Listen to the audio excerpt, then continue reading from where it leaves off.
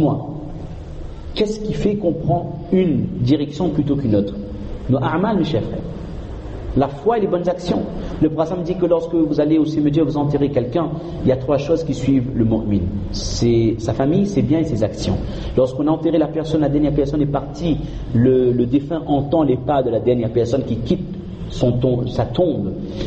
Sa famille s'éloigne, ses biens s'en vont, la famille retourne, les biens ils retournent, on va faire le mirath, le taqsim, le partage, l'héritage. La seule chose qui reste avec lui c'est quoi? C'est a'mal. Malheureusement le prophète n'a pas dit les a'mal salihah, le prophète m'a dit c'est a'mal, c'est action, mais en général, c'est-à-dire les bonnes actions comme les péchés. Et le jour des comptes, le prophète m'a dit que la personne, le musulman se présente devant le tribunal d'Allah Azza wa Jal, il est seul, il angoisse là, il stresse, il est seul. Il croyait que Moulissab sera avec lui, ou alors telle personne. N'a pas personne comme mon frère.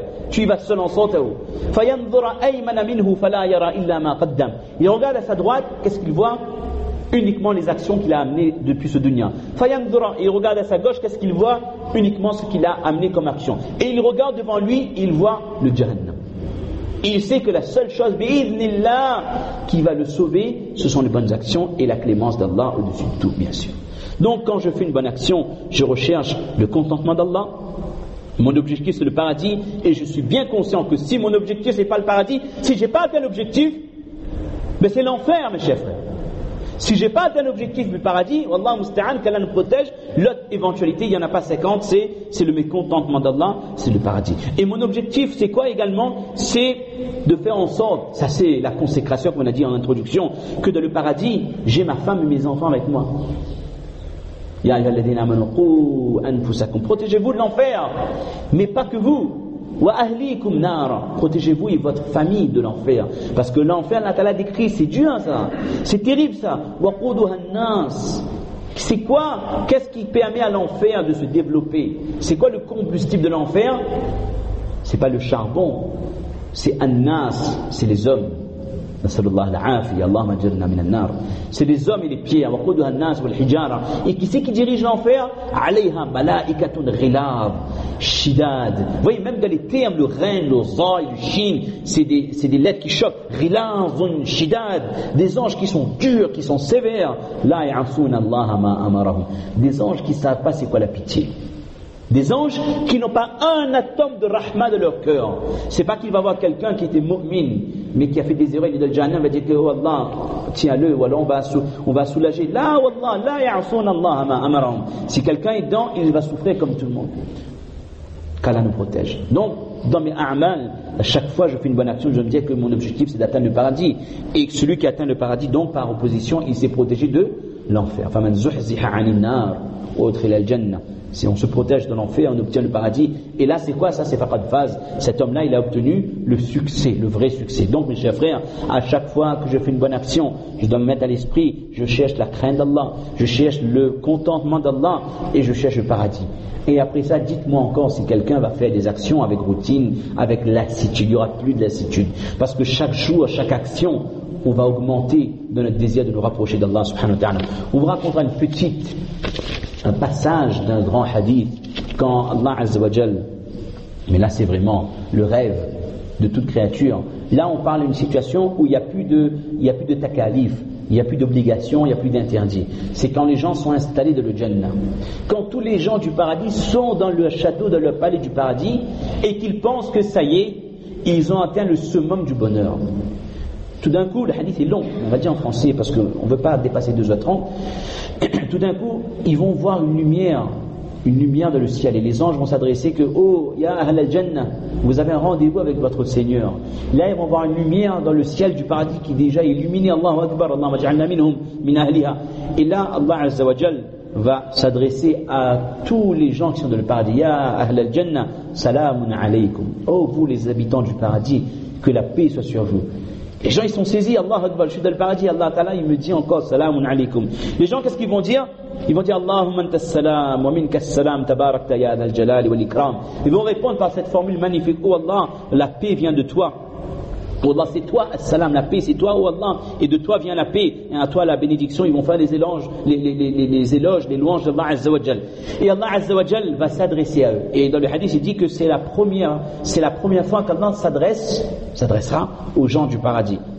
أول ما يسمعه من ربهم يا أهل الجنة أين عبادي الذين أطاعوني بالغيب ولم يروني. Où sont mes serviteurs qui m'ont obéi sans me voir?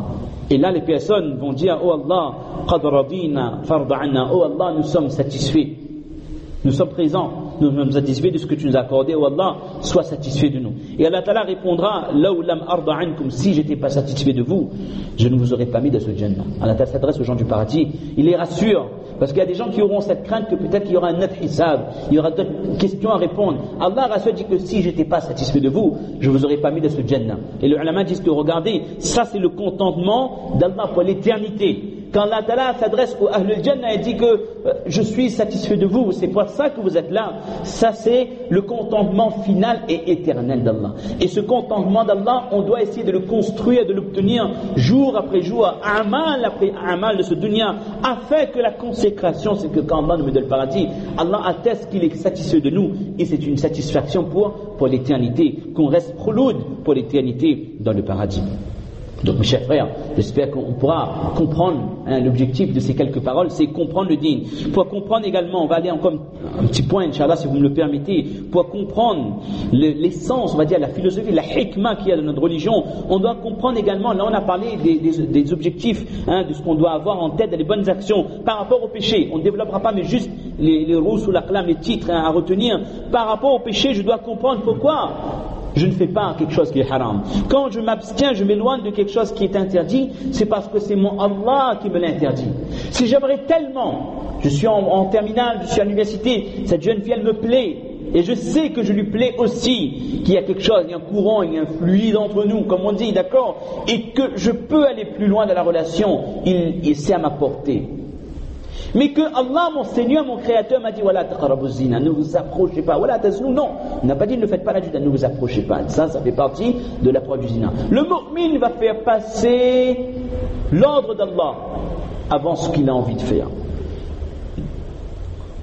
On est à une semaine après le mois de Ramadan, je t'en calculer la date, on est le 27 août, le 27 août, oui, le premier samedi soir, après la nuit, après le Ramadan, samedi soir, Masti lève, il gratte partout, il gratte là, un mois on reste tranquille la case, gratte, démange, camarade téléphone, et bah allons, la villa, la fenêtre à 4 places, on les a mis une table, là ça défonce, là, c'est casa.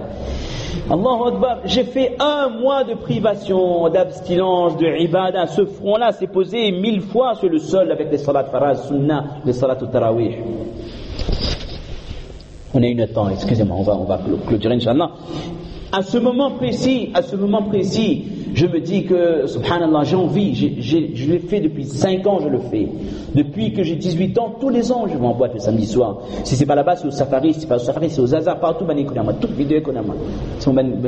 Mais ce mu'min à ce moment-là dit qu'est-ce que j'ai acquis de ce Ramadan? Il va dire qu'il y a madja, il y a un plaisir là-dedans. Parce que c'est quelque chose que Shaitan nous propose. Et dans chaque chose que Shaitan nous propose, il y a un plaisir réel. Il y a un vrai plaisir dedans. Je dis que non, je fais passer l'ordre d'Allah avant ce que j'ai envie de faire. Ce mu'min-là, il a compris c'est quoi abandonner un péché. Et Allah Ta'ala, le prophète dit que celui qui délaisse quelque chose pour Allah, Allah lui accorde quelque chose de magnifique. Celui qui délaisse le péché alors qu'il peut le faire pour Allah, Allah lui accorde une qualité de la foi que les sahaba eux ils avaient.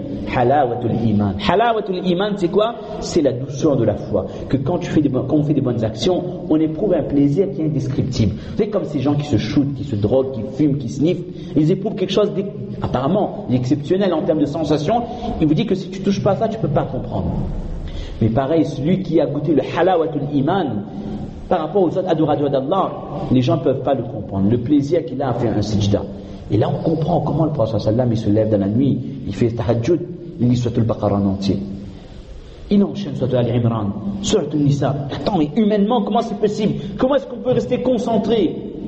Parce que ces gens-là, les Sahaba, ils avaient développé le halawatul iman, ils l'avaient ça de leur cœur.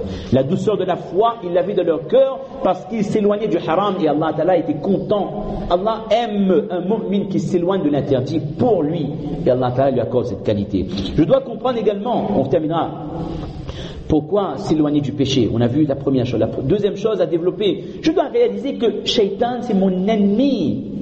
Qui c'est qui m'émastit de mon cœur? Qui c'est qui me donne l'envie de faire telle chose? Ça s'appelle quoi? Alladhi yuwaswisu fi sudur an-nas. Le waswasa, les insufflations. C'est Shaitan qui met de ton cœur, de notre cœur, l'envie de boire, l'envie de fumer, l'envie d'aller en boîte, l'envie de sortir avec une fille, l'envie pour une femme de sortir, de se parfumer pour que les hommes se retournent, l'envie de quand on sort, on a les cheveux au vent avec mon brushing pour que les hommes me trouvent séduisante. Ça, c'est les pièges, les macailles de Shaitan. On doit réaliser, et Allah Ta'ala dit, attention, ô être humain, Ya Bani Adam, chaque être humain, attention, ne tombez pas dans le même piège que votre père Adam. Adam s'est laissé piéger par Shaitan. La yaftinannakum shaitan kama akhraja abawaykum min al-jannah. Il a piégé Adam, alayhi salam, et à cause de sa désobéissance, le fait qu'il a suivi Shaitan, il est descendu de dunya, il a dû quitter le paradis. Et Allah Ta'ala nous met en garde. Attention, Shaitan, c'est votre ennemi, oh mu'min. Inna shaytana lakum adu. C'est votre dushman, votre ennemi. Considérez-le comme votre ennemi. Et Allah Ta'ala nous rapporte des choses qu'on ne savait pas. Des choses qui se sont passées au début de la création. Bad'ul khalqi, au tout début, lorsqu'Allah Ta'ala venait de créer Adam alayhi salam. Et quand vous connaissez l'histoire, quand Allah a donné à Shaitan se prosterner, a refusé. Quand Shaitan était chassé du ciel, il a demandé à Allah quelque chose. Premièrement, il dit, il a demandé à Allah un délai. Il a demandé à Allah de ne pas de le protéger de la mort, qu'il ne meure pas. Il veut rester vivant jusqu'à la résurrection. Allah Ta'ala lui a accordé cette demande. Allah Ta'ala lui a accordé ce qu'il voulait. La deuxième chose, il a dit à Allah, Qala Rabbi bima aghwaytani. Il s'est fait la promesse, La uzayyinanna lahum fil ardi. Je vais les faire aimer le dunya. Je vais embellir le péché. Je fais en sorte que face au péché, ils trouvent ça extraordinaire. Et je vais faire toutes sortes de tentations. Je vais les détourner du droit chemin. Wala urwiyannahum ajma'in. Al-irwa, c'est al-ib'adu 'an as-sirat al-mustaqim. C'est exactement le contraire de ce qu'on demande. Guide-nous vers le droit chemin. Et al-irwa, la urwiyannahum, c'est éloigné du droit chemin. Allah Ta'ala nous rappelle, attention, Iblis s'est fait la promesse de telle chose. Et la cible de Iblis, c'est qui? C'est vous, ô mu'min, tous ceux qui ont la foi de leur cœur. Et Allah Ta'ala nous met donc en garde. Allah Ta'ala nous met en garde que l'objectif c'est innama yad'u hizbahu liyakunu min ashabis sa'ir. L'objectif de Shaitan, c'est pas que vous vous sentiez bien de ce dunya, c'est pas de faire profiter aux gens des plaisirs de ce monde, non. L'objectif de Shaitan, c'est d'amener un maximum de gens avec lui dans le Jahannam. Parce que lui, il sait qu'il est condamné. C'est la seule créature qui est condamnée. Il aimerait que le maximum de insan, d'êtres humains, il voudrait que Oussama, que Yamin, que Abdurrahman, que Irfan, que tous ces gens-là soient avec lui dans le Jahannam. Parce que lui, il sait qu'il n'a aucune chance, mais il voudrait que les gens soient avec lui. Et quand les gens seront avec lui dans le Jahannam, là aussi Allah Ta'ala nous explique qu'est-ce que Shaitan nous dira. Quand il a entraîné quelqu'un toute sa jeunesse et sa vieillesse aussi de la désobéissance d'Allah, ils sont avec lui dans le Jahannam. Là, le bouga de Shaitan comme ça, il dit, Aoulad nous fait tout ça. Shaitan dit, sort là, qu'a fait là. Shaitan dit, Waqala Shaitan lamma qudiya al-amr. Shaitan dira quand qudiya al-amr, ça fait peur ça. Autant